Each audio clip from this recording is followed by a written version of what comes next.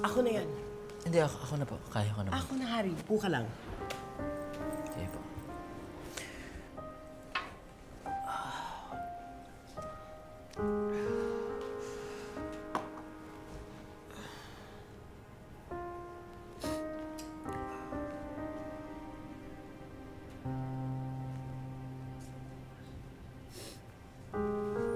Harry.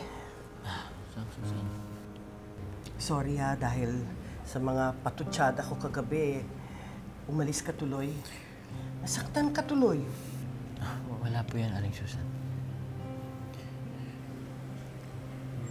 Hindi naman sa kontra ako sa'yo. Ang iniisip ko lang naman ay yung kaligtasan ni Lynette. Alam mo naman kung anong ginawa ng daddy mo, di ba? Doon lang ako natatakot. Ibang-iba na po si Dad ngayon.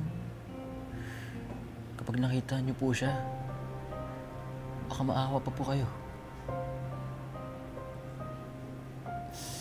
Alam ko naman po may kasalanan siya. At alam ko po na hindi yun excuse para hindi po siya parusahan. Pero sana bago siya makulong, maibalik sana yung katinoan ng isip niya.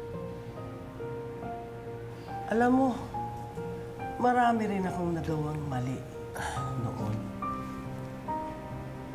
Pero naituwid ko. Hindi pa huli para magbago ang daddy mo. Habang may buhay, may pag-asa. Salamat po, Susan.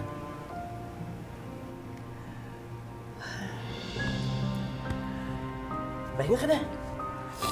Thank you. At pag may kailangan ka, magsabi ka na nga.